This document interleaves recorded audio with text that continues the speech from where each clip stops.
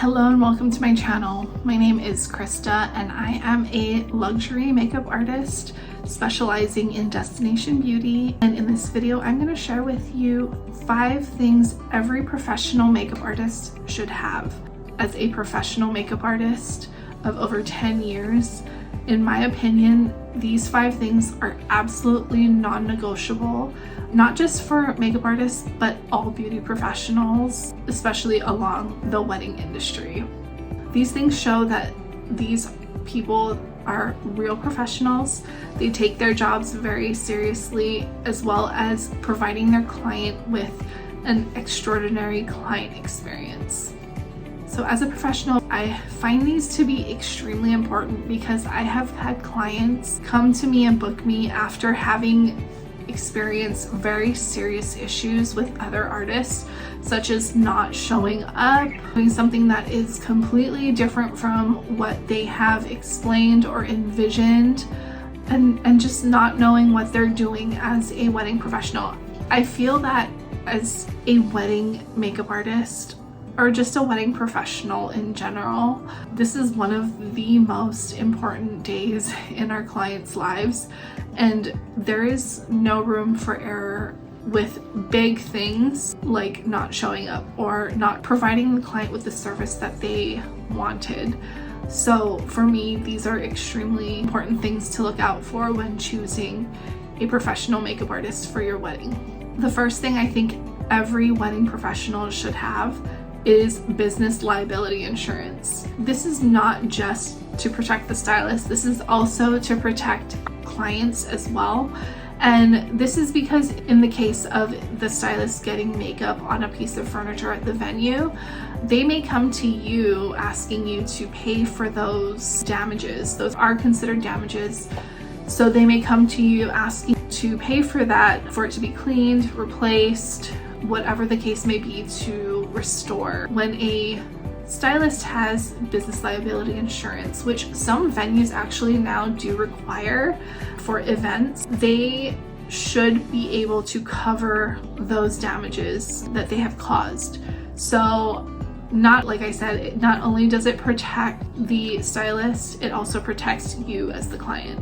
And I also feel like this is one of those things where you can really tell they are really professionals and take their jobs seriously, as it's not something that the client can see. It's not part of a service. It's just there in the case that something unexpected arises. So business liability insurance is something you always want to make sure that your makeup artist, hairstylist, any wedding professional has.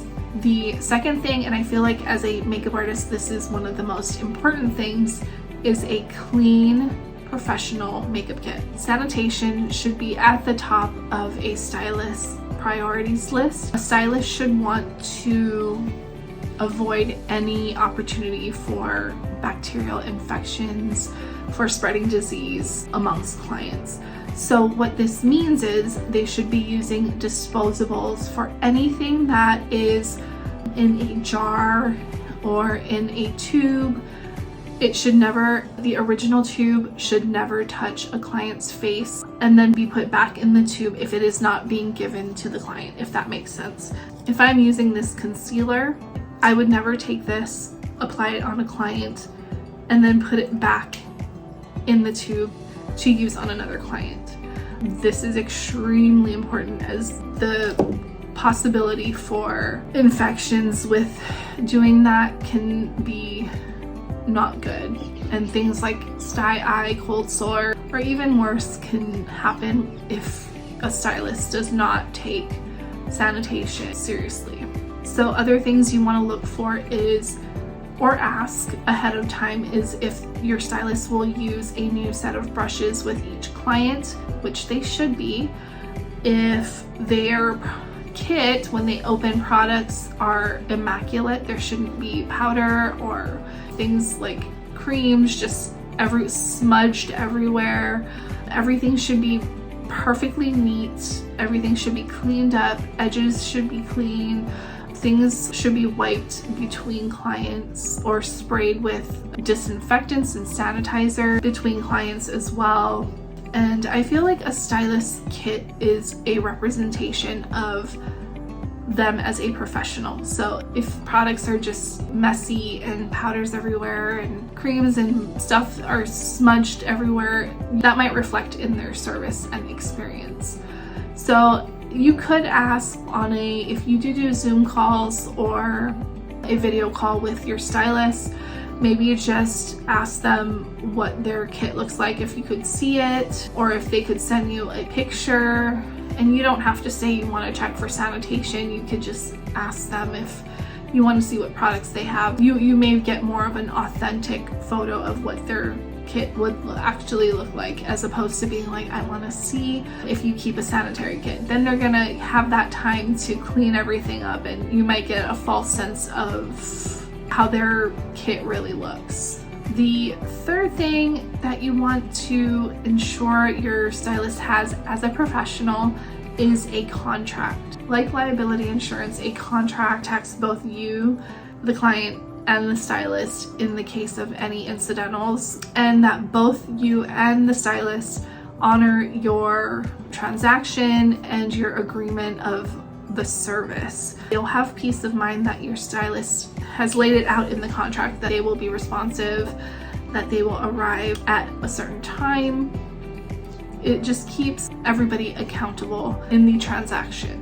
And it also requires, as the stylist, to practice professional decorum and ensure that they are providing the service that you paid for.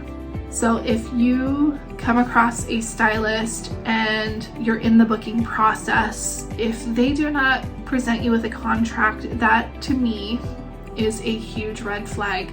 Another instance I've seen is a client would pay, there's no contract, but they will pay the stylist whatever was agreed upon, and the stylist doesn't show up. There's no contract that says you pay them for a service. There's no written agreement. You may not get your service or your money.